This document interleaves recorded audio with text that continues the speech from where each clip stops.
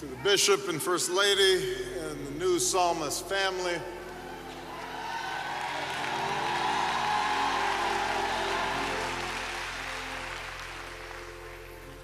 to the Cummings family, Maya, Mr. President, Madam Secretary, Madam Speaker, Governor, friends, colleagues, staff,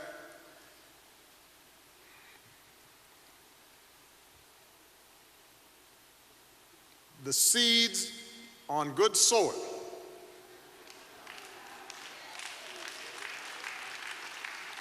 the parable of the sower tells us stands for those with a noble and good heart who hear the word, retain it, and by persevering, produce a crop. The seed on good soil.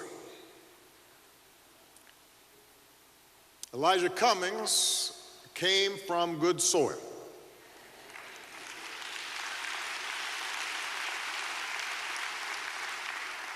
And in this sturdy frame, goodness took root.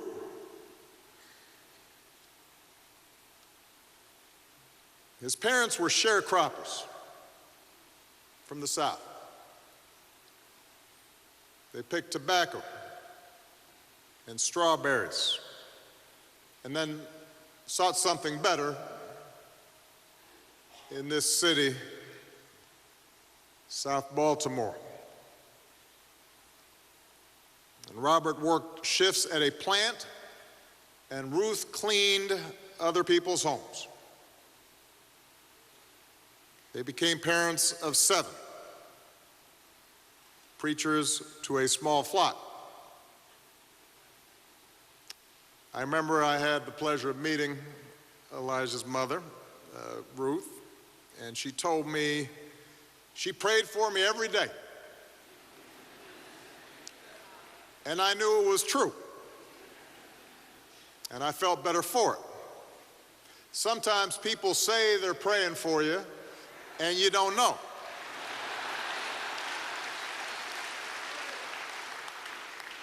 They might be praying about you, but you don't know if they're praying for you. But I knew Miss Ruth was telling the truth. So they were the proverbial salt of the earth. And they passed on that strength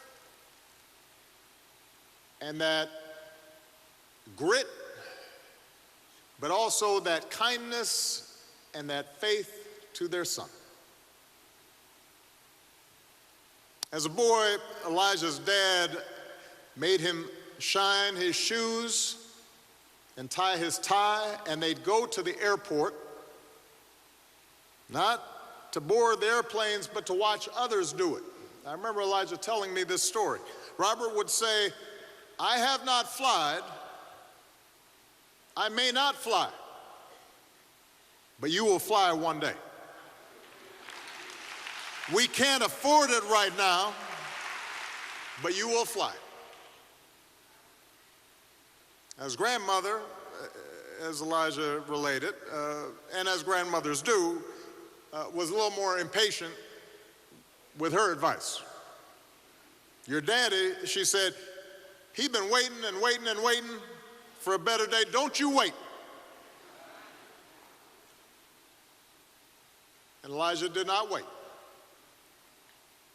Against all odds, Elijah earned his degrees. He learned about the rights that all people in this country are supposed to possess, with little help, apparently, from Perry Mason. I'm a lawyer to make sure that others had rights. And his people had their God-given rights. And from the State House to the House of Representatives, his commitment to justice and the rights of others would never, ever waver. Elijah's example, a son of parents who rose from nothing to carve out just a little something, a public servant who toiled to guarantee the least of us have the same opportunities that he had earned. A leader who once said he'd die for his people, even as he lived every minute for them. His life validates the things we tell ourselves about what's possible in this country. Not guaranteed, but possible. The possibility that our destinies are not preordained,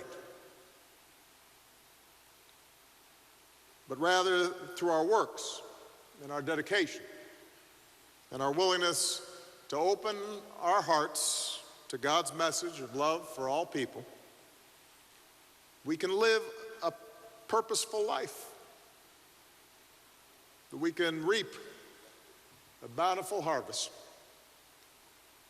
that we are neither sentenced to wither among the rocks nor assured of bounty, but we have the capacity, the chance, as individuals and as a nation, to root ourselves in good soil. Elijah understood that. That's why he fought for justice. That's why he embraced this beloved community of Baltimore. That's why he went on to fight for the rights and opportunities of forgotten people all across America, not just in his district.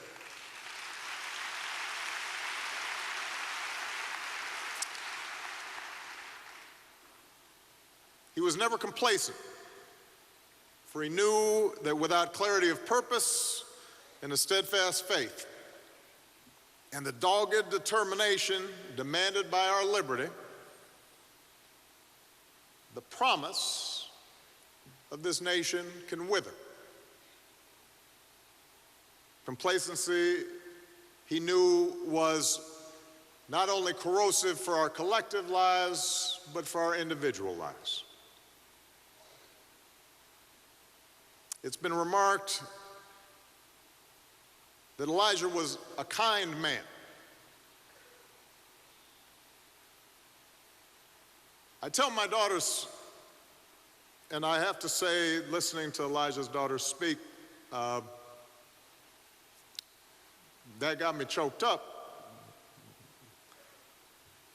I'm sure those of you who have sons feel the same way, but there's something about daughters and their father.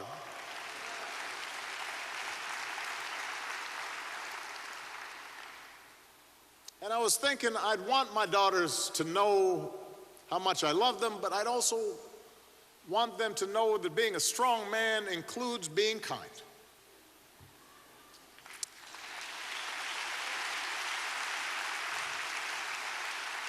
That there's nothing weak about kindness and compassion. There's nothing weak about looking out for others. There's nothing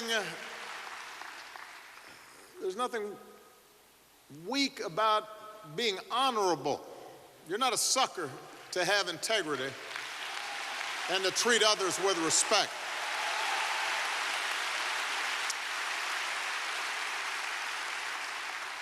I was sitting here and I was just noticing the Honorable Elijah E. Cummings. And, you know, this is a title that we confer on all kinds of people who get elected to public office.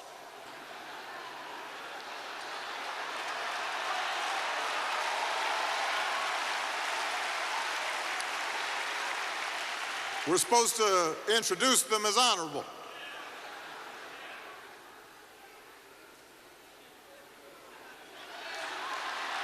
But Elijah Cummings was honorable before he was elected to office. There's a difference.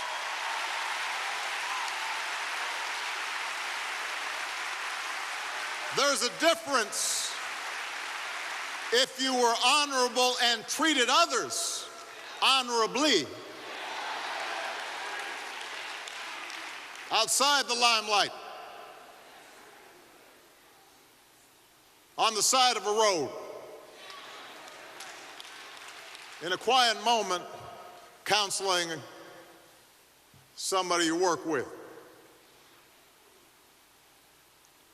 Letting your daughters know you love them.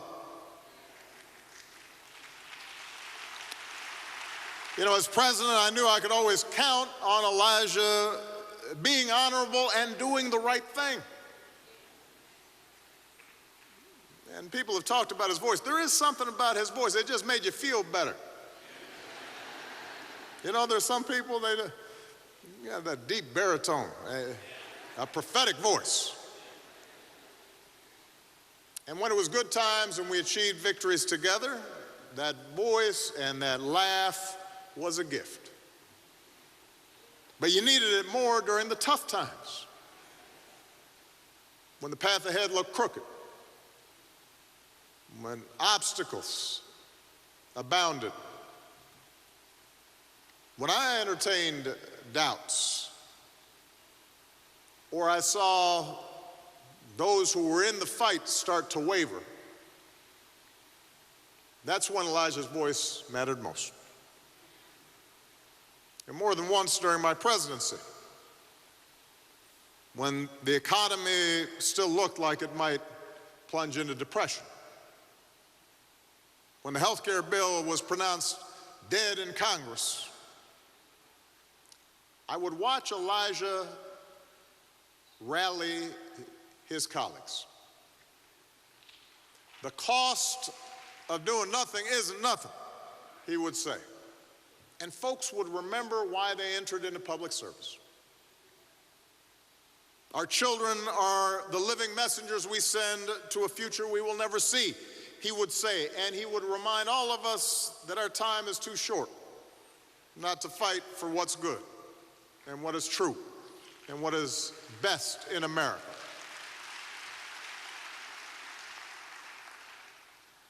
200 years to 300 years from now, he would say, people will look back at this moment and they will ask the question, what did you do? And hearing him, we would be reminded that it falls upon each of us to give voice to the voiceless and comfort to the sick, an opportunity to those not born to it, and to preserve and nurture our democracy. Elijah Cummings was a man of noble and good heart. His parents and his faith planted the seeds of hope and love and compassion and righteousness in that good soil of his. He has harvested all the crop that he could. For the Lord has now called Elijah home to give his humble, faithful servant rest. And it now falls on us to continue his work, so that other young boys and girls in Baltimore, across Maryland, across the United States, and around the world might too have a chance to grow and to flourish. That's how we will honor him. That's how we will remember him. That's what he would hope for. May God bless the memory of the very honorable Elijah Cummings. And may God bless this city and this state and this nation that he loved. God bless you. Thank you.